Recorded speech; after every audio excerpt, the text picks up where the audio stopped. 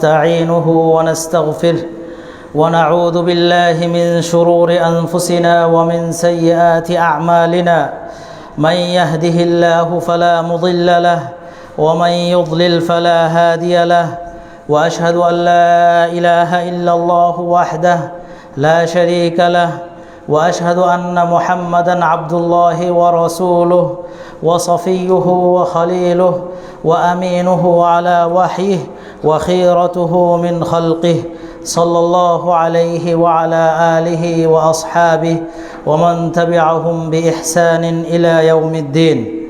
قال الله عز وجل: يا أيها الذين آمنوا اتقوا الله حق تقاته ولا تموتن إلا وأنتم مسلمون.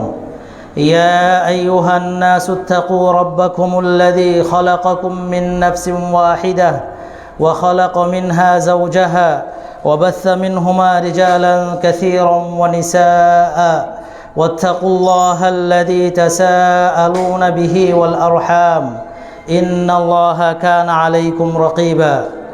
يا أيها الذين آمنوا اتقوا الله وقولوا قولا سديدا يصلح لكم أعمالكم ويغفر لكم ذنوبكم ومن يطع الله ورسوله فقد فاز فوزا عظيما.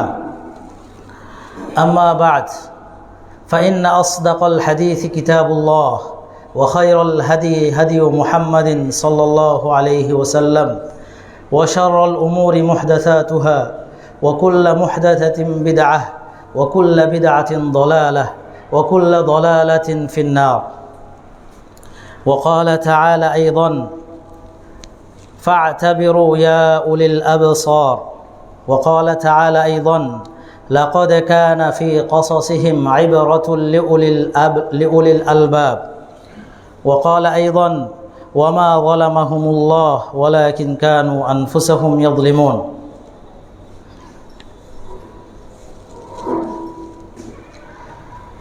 আলহামদুলিল্লাহ, আমরা আবারও সে আল্লাহ রাব্বুল আলামিনের শুকরিয়া আদায় করছি, যার একান্ত অনুগ্রহে সলাতুল জুমআহ আদায়ের জন্য দারুল হুদা মসজিদ অ্যান্ড ইসলামিক সেন্টারে যথাসময়ে আসার এবং জুমার সলাত বাস্তবায়নের সুযোগ দিয়েছেন, তাই আমরা সকলে সে রব্বে কারিমের শুকরিয়া আদায়ার্থে বলি আলহামদুলিল্লাহ। দরুদ ও সালাম বর্ষিত হোক নবী মুহাম্মদ সাল্লাল্লাহু আলাইহি ওয়াসাল্লামের প্রতি সাল্লাল্লাহু আলাইহি ওয়াসাল্লাম। অতঃপর সম্মানিত মুসল্লিয়ান, আজকের জুমার সংক্ষিপ্ত খুতবায় যে বিষয়টি আলোচনা করার চেষ্টা করব সেটি হলো পূর্ববর্তী জাতিদের ধ্বংসের কারণ ও শাস্তি এবং আমাদের শিক্ষা। ওমা তৌফিক ইল্লা বিল্লাহ। সম্মানিত মুসল্লিয়ান, আল্লাহ রাব্বুল আলামিন মহাগ্রন্থ আল কোরআন আমাদের জন্য আমাদের জীবন ব্যবস্থার পূর্ণ একটা গাইডলাইন কোরআনকে দিয়েছেন। কোরআনের মধ্যে সব বিষয়ে আলোচনা তিনি করেছেন। আজকে হয়তোবা আমরা কোরআনটা ওইভাবে বুঝতে জানি না, বুঝতে পারি না বলে কোরআনটাকে নিজের মতো করে সাজিয়ে নিতে পারছি না। আমার জীবনের একটা বড় পাথেয় হিসেবে আমরা নিতে পারতেছি না, বুঝি না বলে। যদি আমাদের মধ্যে সবাই আমরা কোরআন বুঝতে পারতাম, কোরআন আল্লাহ কি বলছেন 70 ভাগ 3 ভাগের 2 ভাগও যদি বুঝতাম, তাহলে আমাদের জন্য অনেক বিষয় সহজ হয়ে যেত। আল্লাহ রাব্বুল আলামিন এই কোরআনের মধ্যে শুধু আমাদের এই প্রজন্মের জন্যই এই প্রজন্মের ঘটনাকে এখানে দিয়েছেন, এই প্রজন্মের বিষয়গুলো শুধু রেখেছেন, বিষয়টা এমন না। সৃষ্টির শুরু থেকে নিয়ে কিয়ামত পর্যন্ত কি ঘটবে, কি হয়েছে, কি ছিল মানুষদের সাথে, মানুষ কেমন আচরণ করেছে, মানুষ কেমন ছিল, তাদের চরিত্র কেমন ছিল, তাদের চিন্তা ভাবনা কেমন ছিল, তাদের দুনিয়াবি কাজগুলো কেমন ছিল, এই বিষয়গুলো নিয়েও কিন্তু কোরআন কথা বলেছে। কোরআনে তাদের অবস্থাটা তুলে ধরেছে। কেন তুলে ধরেছে? তাদের ইতিহাসগুলো আমরা শুধু পড়ার জন্য না, আল্লাহ তিনি নিজেই বলেছেন কেন তাদের কোরআনে তাদের ঘটনাগুলোকে উল্লেখ করেছেন। লাকাদ কানা ফি কাসাসিহিম ইবরাতুল লিউলিল আলবাব। আল্লাহ বলছেন যে কোরআনের মধ্যে বলছেন যে তাদের ঘটনাগুলোকে রয়েছে, অর্থাৎ পূর্ববর্তী জাতিদের ঘটনা কোরআনে রয়েছে। কেন? ইবরাতুল লিউলিল আলবাব, যারা জ্ঞানী, যারা জ্ঞান রাখে তাদের জন্য এটা শিক্ষা রয়েছে। পূর্ববর্তী জাতিদের ঘটনা, সেই আদম আলাইহিসসালাম থেকে নিয়ে বিভিন্ন নবীর ঘটনা, বিভিন্ন জাতির ঘটনা, বিভিন্ন জনপদের ঘটনা তিনি উল্লেখ করেছেন, যাতে করে যারা জ্ঞানী, যারা জ্ঞান অন্বেষণ করতে জানে, যারা শিখতে জানে, তারা যেন শিক্ষা নিতে পারে। এছাড়া তিনি বলছেন ফাআতাবিরু ইয়া উলিল আবসার, যারা চক্ষুষ্মান আছো তোমরা কি করো, এখান থেকে শিক্ষা নাও, এই ঘটনাগুলো থেকে শিক্ষা নাও। কোরআনে আল্লাহ এই ঘটনাগুলো বিভিন্ন জায়গায় বর্ণনা করে এভাবে সম্বোধন করেছেন। সর্বোপরি কথা হলো, আল্লাহ যে ঘটনাগুলো বর্ণনা করেছেন, সেই ঘটনার মধ্যে যারা জড়িত ছিল তাদের প্রতি আল্লাহ কি করেন নাই, কোনো অবিচার করেন নাই, জুলুম করেন নাই। তিনি নিজে এটা বলেছেন, ওমা যালামাহুমুল্লাহ, আল্লাহ কি করেন নাই, তাদের প্রতি অবিচার করেন নাই। তাদেরকে যে শাস্তি দিয়েছেন, তাদের অপরাধের জন্য সাজা যে দিয়েছেন, সেজন্য আল্লাহ কি করেন নাই, সেক্ষেত্রে জুলুম, অন্যায়, অবিচার তাদের উপর করেন নাই। বরং ওয়ালাকিন কানু আনফুসাহুম ইয়াযলিমুন, তারা নিজেরাই নিজেদের উপর জুলুম করেছে, অন্যায় অবিচার করেছে। তাদেরকে বিভিন্নভাবে সতর্ক করা হয়েছে যে এই কাজ থেকে তোমরা বিরত থাকো, এই কাজ থেকে তোমরা দূরে থাকো, কিন্তু তারা সেগুলো নানাভাবে, নানা কারণে অজুহাত দেখিয়ে তারা সেগুলো থেকে সাবধান হয়নি, যার জন্য আল্লাহ তাআলা তাদেরকে শাস্তি দিয়ে ধ্বংস করেছেন এবং কিয়ামত পর্যন্ত মানুষের জন্য এটা দৃষ্টান্ত হিসেবে রেখেছেন, যাতে করে পরবর্তী প্রজন্মে এসে এখান থেকে শিক্ষা নিতে পারে। অতএব আমরা যারা এখানে আছি, আমাদেরও তো শিক্ষার প্রয়োজন রয়েছে। আমরা আজকে কয়েকটি ঘটনা কোরআনের পূর্ববর্তী জাতিদের, তাদেরকে কেন ধ্বংস করা হয়েছে, কি শাস্তি দেওয়া হয়েছিল, আর আমাদের কি করা উচিত, আমি একটু কয়েকটি দিক উল্লেখ করার চেষ্টা করব। আমরা যদি শুরুর দিকে যাই, আদম আলাইহিসসালামের পরে নূহ আলাইহিসসালাম এসেছিলেন। নূহ আলাইহিসসালামের তিনি যে দাওয়াত দিয়েছেন, তার যে আদম আলাইহিসসালামের পরবর্তী সময়ে তাওহীদের উপরে কিছু লোক ছিল, দীর্ঘ গ্যাপ থাকার কারণে সেখান থেকে মানুষ আস্তে আস্তে আস্তে সরে যাচ্ছে। শয়তান কি করলো, নূহ আলাইহিসসালামের যখন দাওয়াতের কাজ শুরু হলো, শয়তান এদিক দিয়ে মানুষদেরকে পথভ্রষ্ট কিভাবে করে, শিরকের সূচনাটা কিভাবে হয়, মানুষ শিরকে লিপ্ত হয় কিভাবে, একটু দেখেন। নূহ আলাইহিসসালামের সময় যখন কি করলো, তারা মানুষরা যখন তখনকার যুগের মানুষ, তারা যখন ভালো কাজ করত, ইবাদত করত, ভালো মানুষগুলো যখন মারা গেল, মারা যাওয়ার পরে শয়তান তাদেরকে বলল, জীবিতদেরকে বলল যে এই অমুক তো ভালো ব্যক্তি ছিল, তার একটা স্ট্যাচু বানায় নাও, সে এখানে বসতো, এই বাজারে থাকতো, এই কাজ করত, তার এই জায়গায় একটা স্মৃতিচারণ হিসেবে তার জন্য কি করো, একটা স্ট্যাচু বানাও, মূর্তি বানাও, এই কাজটা করো। প্রাথমিক সূচনা এটা এভাবে। ঠিক আছে, মানুষ তো বলল যে না, তাহলে তো ভালো কাজ, তার স্মৃতিচারণ হলো, আমরা তাকে মনে করতে পারবো, সে ভালো মানুষ ছিল, তার এই গুণ ছিল, এই স্মৃতিচারণ হিসাবে তাকে আমরা এইভাবে স্ট্যাচুটা বানাবো। ঠিক আছে, এটা করা যায়। তারা এই কাজ করলো। সেই প্রজন্ম যখন এই কাজ করলো, তখন শয়তান সফলতা অর্জন করলো। যখন তারা তাদের মধ্যে এই সয়লাভ হয়ে গেল, সবাই এই কাজে ব্যস্ত হলো, এরপরে যারা এই কাজগুলো করেছে, এই মূর্তি বানিয়েছে, তাদের স্মৃতিচারণের জন্য একটা স্মৃতি নির্মাণ করেছে, এরপরে এরা যখন শেষ হয়ে গেল সবাই, এদের যখন মৃত্যু হলো, পরবর্তী প্রজন্ম যারা আসলো, তাদেরকে শয়তান বলল যে তোমার বাপদাদারা এদের ইবাদত করতো, এদের পূজা করতো, এদের কাছে বৃষ্টি চাইতো, এদের কাছে ধন সম্পদ চাইতো, তোমরা ওদের কাছে চাও। এই শুরু হলো তাদের, ঠিক আছে আমার বাপদাদা করেছে তো আমরাও করব। এই শুরু হলো শিরকের লিপ্ত হওয়া, শিরকের সূচনা। সেই ওই সময় থেকে শিরকের সূচনা শুরু হয়ে গেল, কিয়ামত পর্যন্ত মানুষ শিরকে লিপ্ত হবে। দেখেন, আজকে যদি আমরা যদি আমাদের সময়ের সাথে শিরকের যে উৎপত্তিগুলো আছে, সেগুলো কিন্তু প্রায় এমনই। দেখেন, আজকে যদি আমরা একটু পর্যালোচনা করি, মনে করেন যে যেখানে কবর আছে, যেখানে মাজার আছে, সেই জায়গাগুলোতে কিভাবে শিরকের উৎপত্তিগুলো হয়, সেখানে দেখা যাবে ওই ব্যক্তি ভালো ছিল। আজকে যদি আমরা সিলেট অঞ্চলের কথাই বলি, যেখানে শাহজালাল রাহিমাহুল্লাহ, তিনি ভালো মানুষ ছিলেন, দাওয়াত দিয়েছেন, কিন্তু তিনি তো শিরকের আপোষ করেন নাই। তাকে আজকে কেন্দ্র করে তার স্ট্যাচু না হলেও কিন্তু তার কবরে আজকে সেজদা, তার কবরে টাকা দেওয়া, তার কবরে দান করা, তার কবরে ভক্তি করা, এইগুলো হচ্ছে না। সারা বাংলাদেশে এরকমই অনেক জায়গাতে কবর কেন্দ্রিক কি হয়েছে, এই ইবাদতখানা তৈরি হয়েছে, যেগুলো শিরকের একটা আখড়া, যেগুলো হলো ওই যে নূহ আলাইহিস সালামের পূর্বের যেই জনগণ যেই কাজগুলো করেছে, শয়তান যে শিক্ষা দিয়েছে, সেই শিক্ষা থেকে আজ অবধি চলমান আছে। দেখেন নূহ আলাইহিস সালাম তাদের মধ্যে যখন কি করলো, তাদেরকে তারা যখন এই স্ট্যাচু বানানো শুরু করলো, আল্লাহ কোরআনে বলেছেন সূরা নূহের 23 নম্বর আয়াতে, ওয়াকালু লা তাদারুন্না আলিহাতাকুম, ওই তারা সম্প্রদায় জনগণ বলতেছে লা তাদারুন্না আলিহাতাকুম, এই তোমরা কিন্তু তোমাদের উপাস্যদেরকে ছাড়বা না, এদেরকে পরিত্যাগ করবা না, এবং ওয়ালা তাদারুন্না ওয়াদ্দান ওয়ালা সুওয়াআন ওয়ালা ইয়াগুস ওয়া ইয়াউক ওয়া নাসরা, এবং তোমরা তোমাদের ওয়াদকে, একজন ভালো মানুষ ছিল, তার স্ট্যাচুটাকে তোমরা বাদ দিবে না, ওয়ালা সুয়া কেউ না, নাম ব্যক্তির নাম, ইয়াগুস কেউ না, ইয়াউক কেউ না, নাসর কেউ না, তাদেরও তোমরা কি করবা, উপাসনায় তাদেরকেও তোমরা রাখবা, তাদেরকেও ছেড়ে দিবা না। এই যে দেখেন, সেই সময় তারা ব্যক্তি পূজায় লিপ্ত হয়ে গিয়েছিল, ব্যক্তি ইবাদতে উপাসনার দিকে ধাবিত হচ্ছিল, সেগুলো এখন এর সাথে ওর কোনো পার্থক্য পাওয়া যায় না। অতএব এই পরে যখন নূহ আলাইহিস সালাম দাওয়াত দিলেন, আল্লাহ তাআলা তাকে পাঠালেন নবী হিসেবে, তিনি এসে দাওয়াত দিলেন। তিনি একদিন দুই দিন দাওয়াত দেন নাই, তিনি তাদের মধ্যে ছিলেন 950 বছর ছিলেন। 950 বছরের মধ্যে তাদেরকে কি করলেন, দাওয়াত দিলেন, আল্লাহর দিকে বললেন, ও আবুদুল্লাহ মা লাকুম মিন ইলাহিন গায়রু। যত নবী এসেছেন সব নবীর প্রধান দাওয়াত ছিল এটাই, যে তোমরা আল্লাহর ইবাদত করো, মা লাকুম মিন ইলাহিন গায়রু, যিনি ছাড়া তোমাদের আর কোনো ইলাহ নেই, সত্য কোনো ইলাহ নেই, তোমরা সেই আল্লাহর ইবাদত করো। কিন্তু তারা সেটাকে গ্রহণ করে নাই। নূহ আলাইহিস সালাম তাদেরকে দিন রাত প্রকাশ্যে গোপনে সর্বাবস্থায় দাওয়াত দিয়েছেন। সূরা নূহের মধ্যে আল্লাহ এগুলো স্পষ্ট করে দিয়েছেন। আমরা যদি এই যে সূরা নূহটা যদি আমাদের সবার মোটামুটি জানা থাকতো, পড়া থাকতো, অর্থ বোঝা থাকতো, তাহলে আজকে আমাদের জন্য অনেকটা সহজ হতো, কথাগুলো তখন আমাদের কাছে আরও ভালো লাগতো, আবার বাসায় যে আরেকটু পড়তাম আরও মজা পেতাম।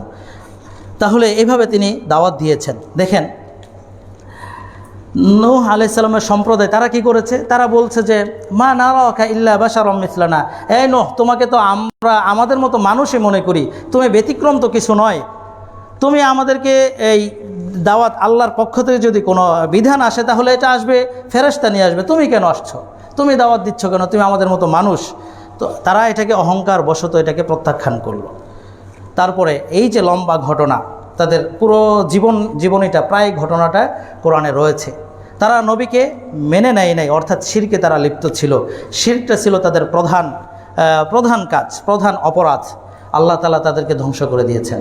নূহ আলাইহিস সালাম সম্প্রদায়কে তিনি বাঁচিয়ে দিয়েছেন। আল্লাহ বলেছেন ওয়াসনাইল ফুলকা বিআয়ুনিনা ওয়া ওয়াহিনা, নূহ তুমি কি করো, নৌকা তৈরি করো, হ্যাঁ আমি যেভাবে নির্দেশনা দেই আল্লাহর নির্দেশনা অনুযায়ী তুমি নৌকা তৈরি করো।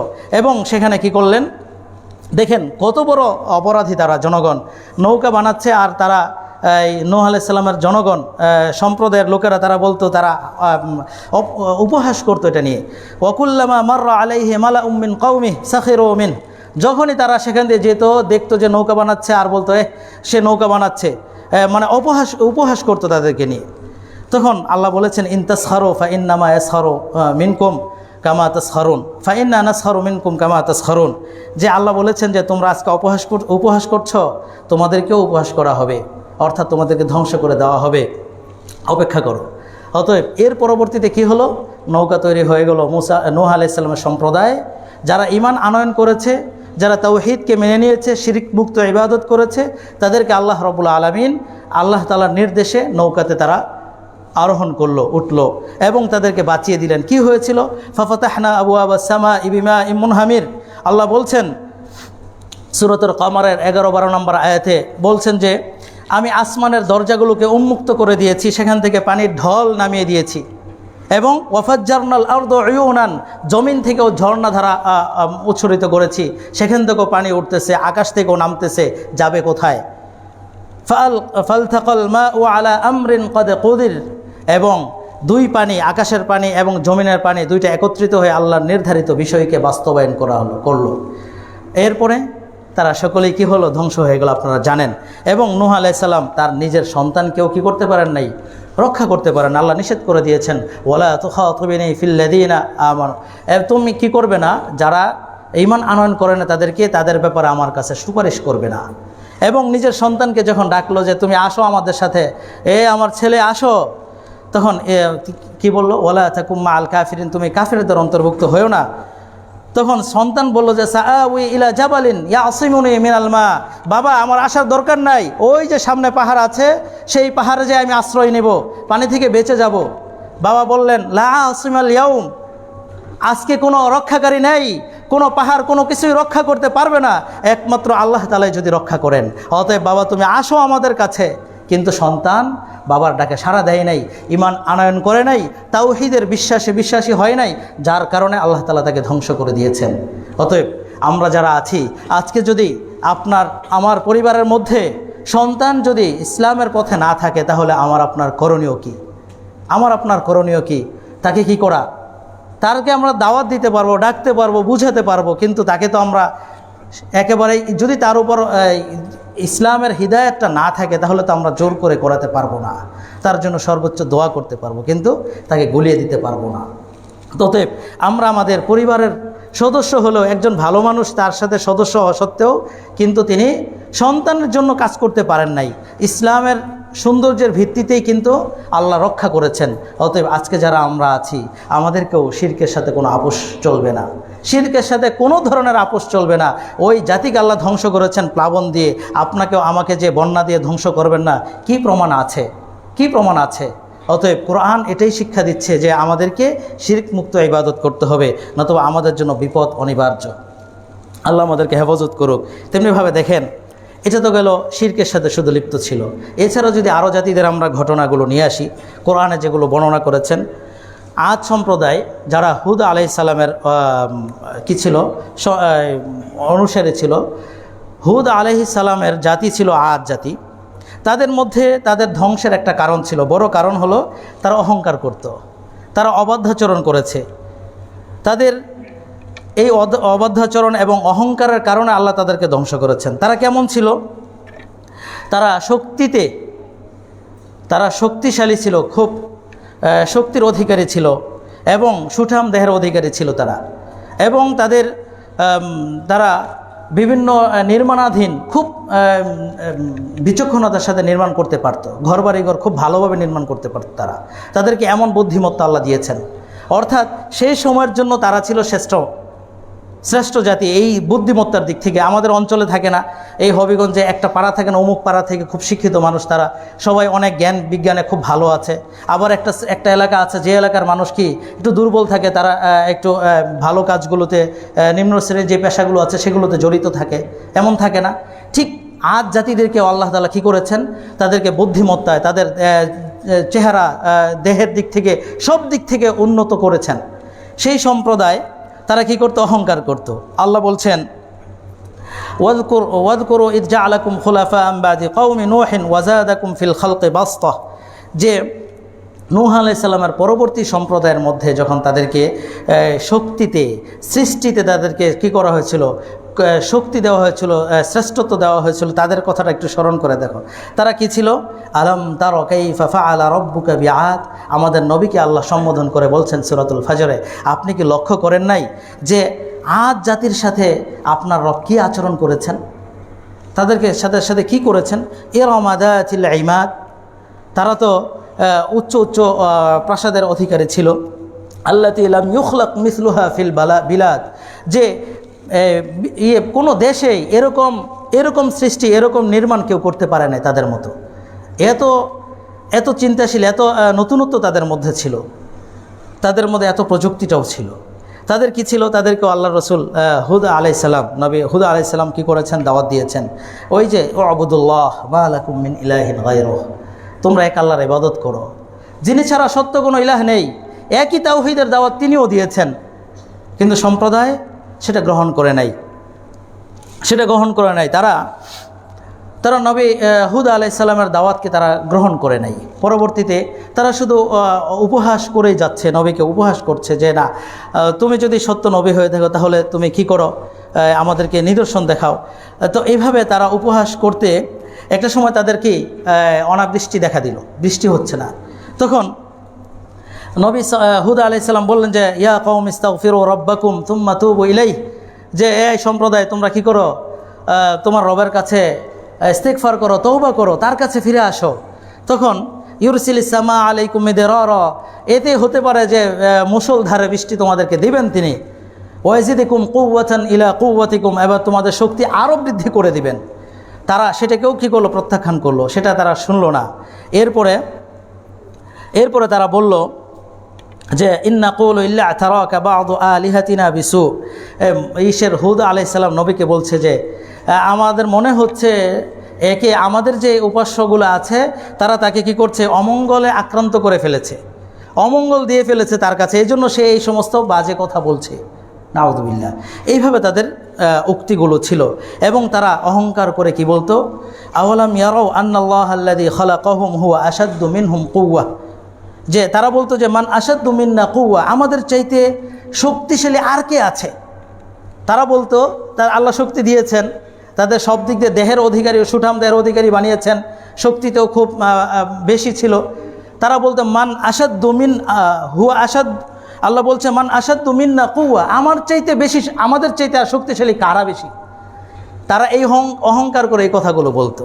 তারপরে আল্লাহ বলছেন, এর উত্তর দিয়েছেন, আওয়ালাম ইয়ারাও, তারা কি দেখে নাই আন্নাল্লাহাল্লাযী খালাকাহুম, যে আল্লাহ সৃষ্টি করেছেন তাদের পূর্বে, হুয়া আশাদ্দু মিনহুম কুওয়া, আরও শক্তিশালী জাতিকেও কী করেছেন? সৃষ্টি করেছেন। তাহলে আল্লাহ তাদেরকে সাথে সাথে প্রত্যুত্তর করে দিয়েছেন। তারপরেও তারা কি হয় নাই? তাদের শক্তির অহংকার করত। এরপরে আল্লাহ কি করেছেন? তাদেরকে শাস্তি, কি শাস্তি দিয়েছেন তাদেরকে? আল্লাহ তাআলা তাদেরকে শাস্তি দিয়েছেন হলো আরসালাল্লাহু আলাইহিম রিহান শাদীদান, যে সাখরাহা আলাইহিম সাবআ লায়ালিন ওয়া থামানিয়াতা আইয়ামিন হুসুমা। সূরা হাক্কাত আল্লাহ বলছেন যে তাদের উপরে প্রবল বাতাস, ঝড় এবং খুব ঠান্ডা ঝড় তাদেরকে দিয়েছেন, যার মাধ্যমে সাখরা আলাইহিম সাবআ লায়ালিন, 7 দিন 7 রাত 8 দিন এই ঠান্ডা বাতাস, ঝড়, একেবারে প্রবল ঝড় তাদের কাছে একে অনবরত ছিল। যার কারণে তারা কি হয়েছে? তারা ঝড়ের মাধ্যমে তারা ধ্বংস হয়ে গিয়েছে। তারা এই ঝড়ের মাধ্যমে আল্লাহ তাদেরকে ধ্বংস করে দিয়েছেন। ফাতারাল কওমা ফিহা সরআ, তারা একেবারে মাটিতে নিথর দেহের মতো পড়ে রয়েছে। কোরআন আল্লাহ এটা বলেছেন, সেই জাতিকে ধ্বংস করেছে তাদের অহংকারের কারণে। তারা নিজেদের শক্তি সামর্থ্যের অহংকার করেছে। আজকে কি এই অহংকার সমাজে নেই? মানুষ 5 ভাই থাকলে, আরেকজন নিঃসন্তান মানে মেয়ে সন্তান থাকলে, বাবা থাকলে, তাদের মধ্যে যে একটা অহংকার তৈরি হয়, তাদের যে একটা অহংকার, ভাইদের শক্তির যে একটা গর্ব করা হয়, এটা কি একটা অহংকার নয়? এটা কি সমাজে নাই? তাহলে আমাদের কি করা উচিত? দেখেন জাতিকে আল্লাহ তাআলা এত শক্তি, এত কিছু, তারপরেও তাদেরকে ধ্বংস করে দিয়েছেন একটা বাতাস দিয়ে ধ্বংস করে দিয়েছেন। অতএব আমরা এ থেকে যদি শিক্ষা না নেই আর কোথায় যাব আমরা? কোরআন তো এই জন্যে আমাদের পড়া উচিত। তেমনিভাবে তাদের পরবর্তী জাতি সামুদ জাতিকেও সালেহ আলাইহিস সালামের উম্মত ছিল। তাদেরকেও আল্লাহ কী করেছেন? শক্তি সামর্থ্যে খুব বেশি দিয়েছেন। এবং তারা আবার তাদের আরেকটা বিশেষ বৈশিষ্ট্য ছিল, তারা পাহাড় কেটে কারুকার্য করে সুন্দর ঘরবাড়িঘর নির্মাণ করতে পারত। তারা এই প্রকৌশলীটা অন্য কাউকে দেওয়া হয় নাই। এটাতে খুবই পারদর্শী ছিল তারা। এবং তারাও এটার কি করতো? অহংকার করত। আল্লাহ কোরআনে বলছেন ওয়াতানহিতুনা মিনাল জিবালি বুয়ুতান ফারিহিন, তারা কি করত? এই পাথর কেটে খুব সুন্দর করে ঘরবাড়িঘর নির্মাণে পারদর্শী ছিল। কোরআন আল্লাহ এটা বলছেন। তাদের এই যে একটা বিশেষ গুণটা তাদেরকে দিয়েছেন, তাদের এই গুণটা যে আল্লাহ দিয়েছেন, এটা অন্য কাউকে দেন নাই। এই নিয়ামতটা যখন তাদেরকে দেওয়া হয়েছে, নবী সালেহ আলাইহিস সালাম যখন তাদেরকে এই নিয়ামতের কথা স্মরণ করে তাদেরকে দাওয়াত দিলেন যে তোমরা এক আল্লাহর ইবাদত করো, যে আল্লাহ তোমাদেরকে কি করেছেন? তোমাদেরকে বিশেষ শক্তি দিয়েছেন, বিশেষ গুণ দিয়েছেন, তার শুকরিয়া আদায় করো, তার ইবাদত করো। তারা সেটাকে প্রত্যাখ্যান করেছে, তারা সেটাকে প্রত্যাখ্যান করে নিয়েছে, সেটা করে নেই।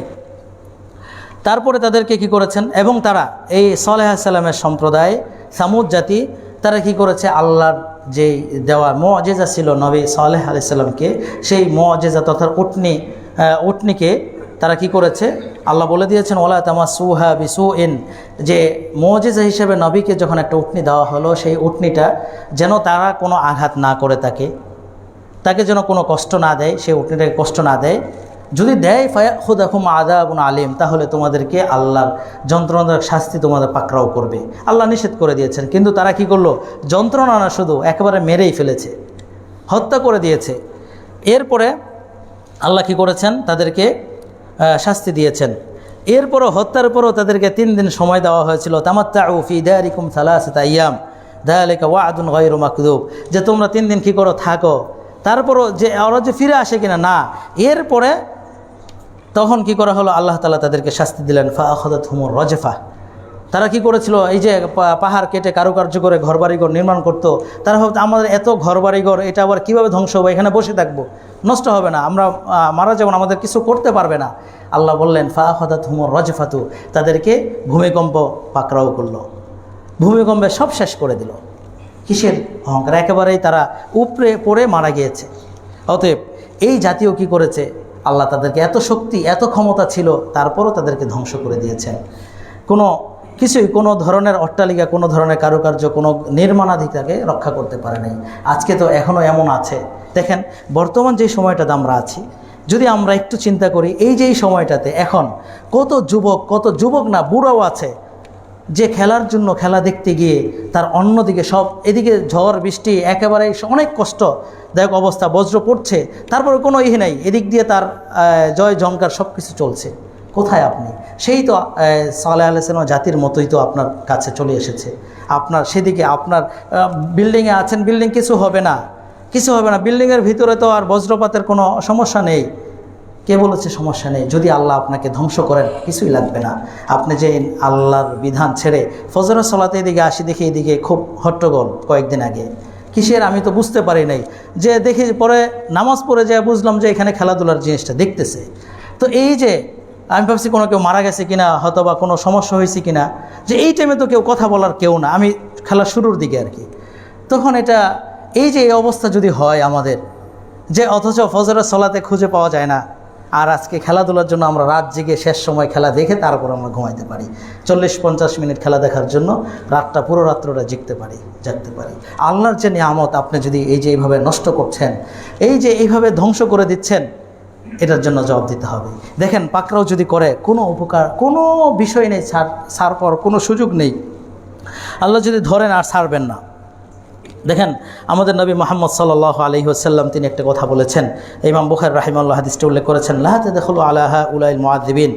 যখন নবী সাল্লাল্লাহু আলাইহি ওয়াসাল্লাম তাবুকের অভিমুখে সামুদ জাতির এই সমস্ত নির্মাণাধীন যেখানে তাদেরকে ধ্বংস করা হয়েছে, এগুলো পাশ দিয়ে যাচ্ছিলেন সাহাবীদেরকে নিয়ে, তখন তিনি বললেন, লা তাদখুলু আলা হাউলাইল মুআযযিবিন, এই যে ধ্বংসপ্রাপ্ত, আযাবপ্রাপ্ত, শাস্তিপ্রাপ্ত ব্যক্তিদের কাছ দিয়ে তোমরা যেও না। যদি যাও তাহলে আনতাকুনু বাকিন, তোমরা যেন কাঁদতে কাঁদতে যাও, তোমরা যেন ভারাক্রান্ত হৃদয় হয়ে যাও। যদি তোমাদের কান্না না আসে তাহলে তোমরা যেও না সেখান দিয়ে। কেন? আমার আশঙ্কা হচ্ছে হয়তোবা তোমাদেরকেও তাদেরকে যে আযাব পাকড়াও করেছে এটা তোমাদেরকে আসতে পারে। অতএব সেখান দিয়ে যখন যাবে তখন তোমরা তাদের এই আযাবের কথা স্মরণ করবে, যে আসলে কত ভয়াবহ কঠিন একটা শাস্তি ছিল তাদের জন্য। সেই শাস্তি যদি আমাদের মধ্যে আল্লাহ আমাদেরকে দিও না, এই শাস্তির কথা চিন্তা করে তুমি আল্লাহর নিয়ামতের কথা স্মরণ করো। অতএব আমরা যারা আছি, অনেক সময় দেখা যায় যে বিভিন্ন শাস্তির জায়গাগুলো বিভিন্ন পর্যটন এরিয়া হয়ে যায়। এটা পর্যটন এরিয়া না, এখানে যাবো ওই যে রাসূলের হাদিসটাকে মনে রেখে, আমরা যেন সেখানে সেই শাস্তির কথা স্মরণ করে, সেই শাস্তির জন্য যে আমাদের চোখে কান্না আসে, আমাদের ভারাক্রান্ত হৃদয় যদি না থাকে, তাহলে যেন আমরা সেখানে না যাই। অতএব আল্লাহ তাআলা যেই আমাদেরকে নেয়ামত দিয়েছেন, সেগুলো যেন আমরা নেয়ামতের শুকরিয়া আদায় করতে পারি। আল্লাহ আমাদেরকে তৌফিক দান করুক, আমিন। তেমনিভাবে লূত আলাইহিস সালাম, তারও তো সম্প্রদায় ছিল। সে সম্প্রদায়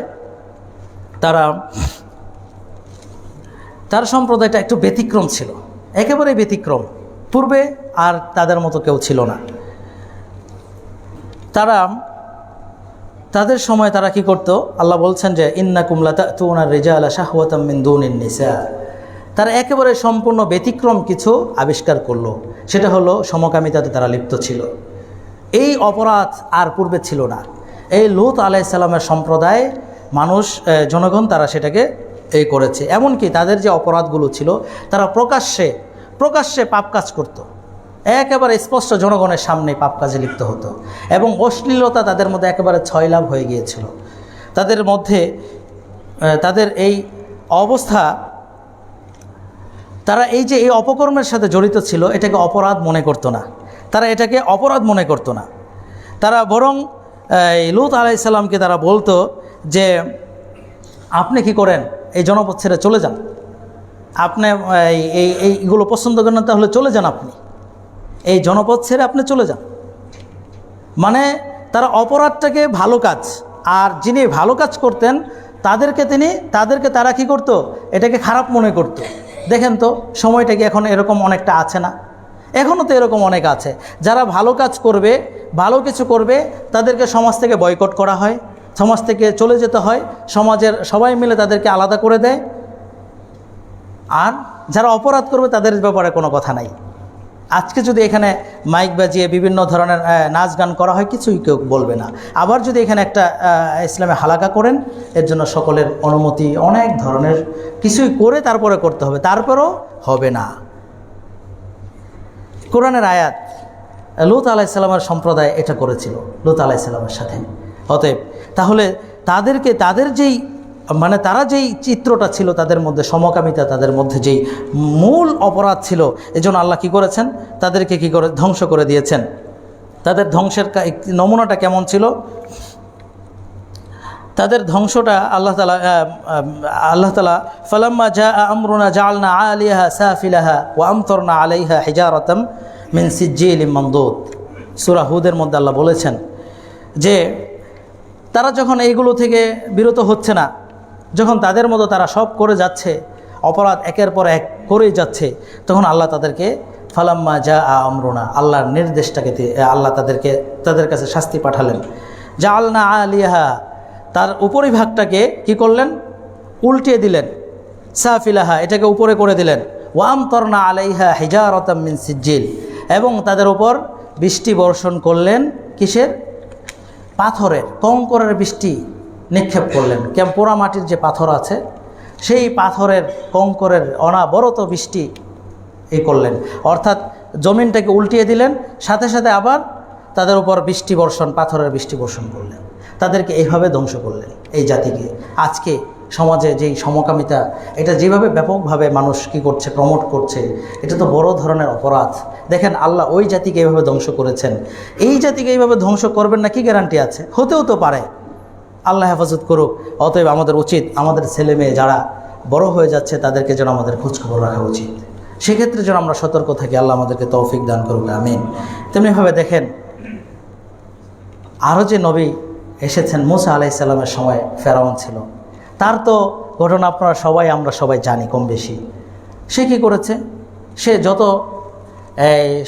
তার যেই ক্ষমতার যে একটা গরম ছিল, সে ক্ষমতার গরম কেমন ছিল, আল্লাহ তিনি নিজে বলেছেন ইন্না ফিরআউনা আলা ফিল আরদ, যে ফেরাউন সমাজের মধ্যে, জনপদের মধ্যে সে কী করতো, নিজেকে অনেক বড় মনে করত, সে ব্যতিক্রম কিছু মনে করত। কি করত, ওয়াজা আলা আহলাহা শিয়ান, জনগণকে তারা বিভিন্ন দলে বিভক্ত করে দিয়েছে, এবং তাদের মধ্য থেকে এক দলকে তারা কি করত, ইয়াস্তাযইফু তাইফাতাম মিনহুম, এক দলকে কোণঠাসা দুর্বল করে রেখে দিয়েছে। কাদেরকে দুর্বল করছে এটা বলছি, তাদের মধ্য থেকে এক পুরুষ সন্তান, পুত্র সন্তান যা আছে, ইউদাব্বিহু আবনাআহুম, পুত্র সন্তান হলেই তাদেরকে জবাই করে দিত। ফেরাউন যখন কি ক্ষমতায় ছিল তখন তারা কি করত, এইভাবে জবাই করে ফেলতো, পুত্র সন্তানকে হত্যা করত। ওয়াস্তাহি নিসাআহুম, নারীদেরকে তারা কি করত, ছেড়ে দিত, অর্থাৎ তাদেরকে এইভাবেই স্বাধীনভাবে ছেড়ে দিত না। তারা এই যে একটা শ্রেণীকে এইভাবে কোণঠাসা করে রাখতো, কেন, উদ্দেশ্য কি ছিল? উদ্দেশ্য হলো ওই জনপদের মধ্যে, ওই সম্প্রদায়ের মধ্যে কি আসবে, আমার বিপক্ষের লোক দাঁড়াবে, অর্থাৎ আমাকে আমার এত রাজত্ব, এত কিছু সব কিছু বিলীন করে দেবে, এইভাবে আমি জানতে পেরেছি, এই জন্য তাকে ধ্বংস করতে হবে। এই জন্য তার সম্প্রদায়ের কোনো সন্তান, পুত্র সন্তান একটাকেও ছাড়ে নাই, সে মারতে চেয়েছে।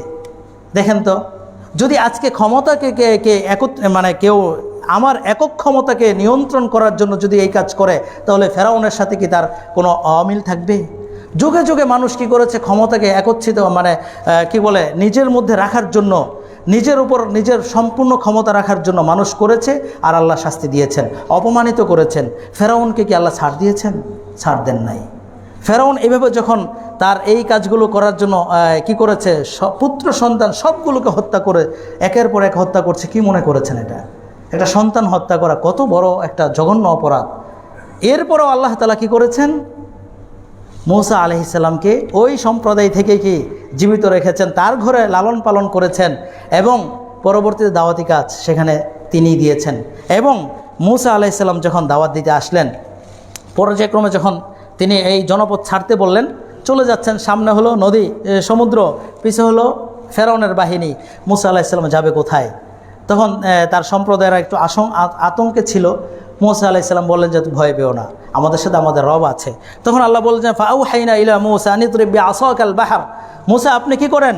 আপনার লাঠি দিয়ে সমুদ্রে আঘাত করেন। ফানফালাকা, সমুদ্র দ্বিখণ্ডিত হয়ে গেল, দুই ভাগ হয়ে গেল।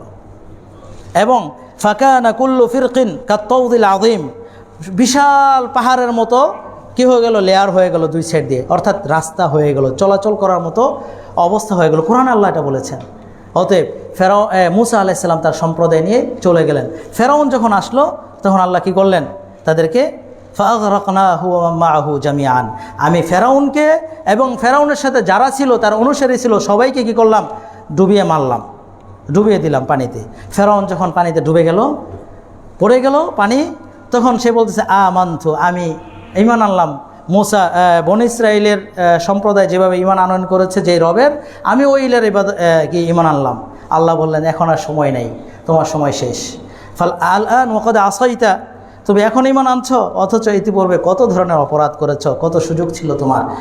সে কি করলো না? সেগুলো গ্রহণ করে না। এরপর আল্লাহ বলছেন ফাল ইয়াউমা নুনাজ্জিকা বিবাদানিক, আমি আজ থেকে তোমার কি করব? তোমার দেহটাকে সংরক্ষণ করে রাখবো। লিতাকুনা লিমান খালফাকা আয়া, যাতে করে এটা পরবর্তী প্রজন্মের জন্য একটা শিক্ষার বিষয় হয়ে দাঁড়ায়। তাহলে আপনি দেখেন, ক্ষমতাকে অপব্যবহার করে আপনি যদি একদল একটা মানুষকে হত্যা করেন, মানুষকে নির্যাতন করেন, গুম করেন, আর কত কিছু, বিভিন্ন জায়গায় বিভিন্নভাবে মানুষ এটা হয় না, শিকার হচ্ছে না, এগুলো অপরাধের শাস্তি হবে, এটা বাস্তব। কিন্তু যখন আপনি নিজে অপরাধী হয়ে যাবেন, আল্লাহ ছাড় দিবেন না। ফেরাউনকে যেভাবে পানিতে ডুবিয়ে মারছে, এভাবে যুগের পর যুগ দেখবেন যে মানুষ যারা অপরাধে জড়িত হয়েছিল তাদেরকে লাঞ্ছিত করেছেন, বিভিন্নভাবে তার লাঞ্ছনার শিকার হতে হয়েছে। অতএব অহংকারের কোনো সুযোগ নাই। ইসলাম এমন একটা বিধান, সেখানে অহংকারের কোনো সুযোগ নাই। দেখেন সর্বশেষ যে কারুন ছিল, বনী ইসরাইলের সম্প্রদায়ের একজন ব্যক্তি ছিল কারুন। তার সম্পত্তির পরিমাণ কেমন ছিল, যে তার সম্পত্তির ব্যাপারে আল্লাহ তিনি নিজেই বলেছেন ওয়া আতাইনাহু মিনাল কুনুজ মা ইন্না মাফাতিহাহু লাতানূউ বিল উসবাতি উলিল কুওয়া, যে আল্লাহ বলছেন যে আমি এই কারুনকে এত পরিমাণ সম্পত্তি দিয়েছি, যা আর মানে চাবি, মানে সম্পত্তির চাবিগুলো বহন করার জন্য নিয়োজিত ছিল কারা? ওই জনপদের সবচেয়ে শক্তিশালী একদল লোক, যারা ওই চাবি বহন করতে হিমশিম খেত।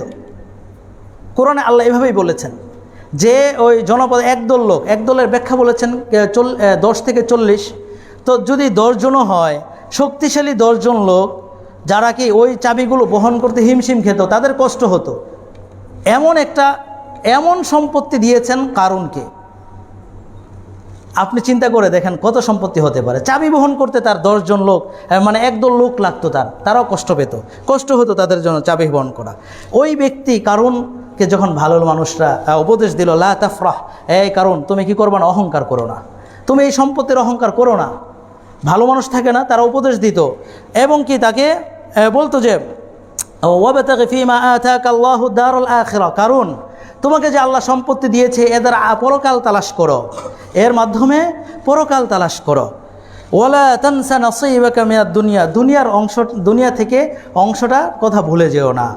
অর্থাৎ দুনিয়ার তোমার যতটুকু প্রয়োজন ততটুকু তোমরা কি করো, গ্রহণ করো। এর বাহিরে তুমি পরকালের জন্য তুমি কাজ করো, তোমার এই সম্পত্তিটা পরকালের জন্য কাজে লাগাও। এটা কারুনকে কি করতে উপদেশ দিয়েছিল তার ভালো মানুষ যারা ছিল তারা। পরে ওয়াহসিন কামা আহসান আল্লাহু ইলাইক, এবং তোমাকে যে আল্লাহ অনুগ্রহ করেছেন, এত সম্পত্তি দিয়েছেন, এই সম্পত্তি অন্য কাউকে কিন্তু দেয় নাই, তুমি এর অনুগ্রহটা আল্লাহর সাথে করো। আল্লাহ তোমাকে যেভাবে অনুগ্রহ করেছেন তুমিও তার সাথে সেরকম অনুগ্রহ করো।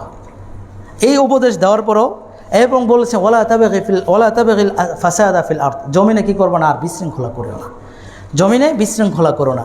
এই কথাগুলো বলার পরও সে কী করে না, এগুলো নেয় নাই, উপদেশ ভালো লাগে নাই। পরে সে কী করেছে দেখেন, একবার সে কী করলো, বের হলো জনগণের কাছে এবং ফখরজ আলা কওমিহি ফি জিনাতি, একেবারে খুব সাজগজ্জা করে খুব ভালোভাবে জনগণের কাছে আসলো। যারা দুনিয়ার প্রত্যাশী, দুনিয়া লোভী যারা, তারা দেখে এত সুন্দর, এত পরিপাটি হয়ে এত কিছু নিয়ে সে আমাদের কাছে আসলো। দুনিয়াকামী যারা আছে তারা বলল, ইয়া লাইতালানা মিসলামা উতিয়া কারুন, হায় যদি কারুনের মতো আমাকেও ধন সম্পদ দেওয়া হতো, আমাকেও যদি এত সম্পত্তি দেওয়া হতো। এটা তাদের আফসোস। আর যারা ইলম, যাদেরকে আল্লাহ ইলম দিয়েছেন, তারা বলছেন, ওই আয়াতে আল্লাহ বলছেন, ওয়াইলাকুম সাওয়াবুল্লাহ খায়রুন লিমান আমানা ওয়া আমিলা সালিহা। এটা আজকের জন্য নয়, দেখেন সেই যুগ থেকেই যাদেরকে আল্লাহ ইলম দিয়েছেন, ইলমের সাথে রাখছেন, তাদের বক্তব্য হলো ধ্বংস হোক, ওয়াইলাকুম সাওয়াবুল্লাহ, ধিক তাদের জন্য, তোমাদের জন্য ধ্বংস। কি কেন? সাওয়াবুল্লাহি, আল্লাহর পুরস্কারই হলো কি, খায়রুন, উত্তম, যারা ঈমান আনয়ন করে এবং ভালো কাজ করে, যারা সৎ কাজ করবে, নেক আমল করবে এবং আল্লাহকে বিশ্বাস করবে, তাদের জন্য উত্তম হল আল্লাহর পুরস্কার। এই দুনিয়ার এত বড় ধন সম্পদ, এত কিছু দরকার নেই, প্রয়োজন যতটুকু ততটুকু হলেই চলবে। কোরআন আল্লাহ এইভাবে উল্লেখ করে দিয়েছেন।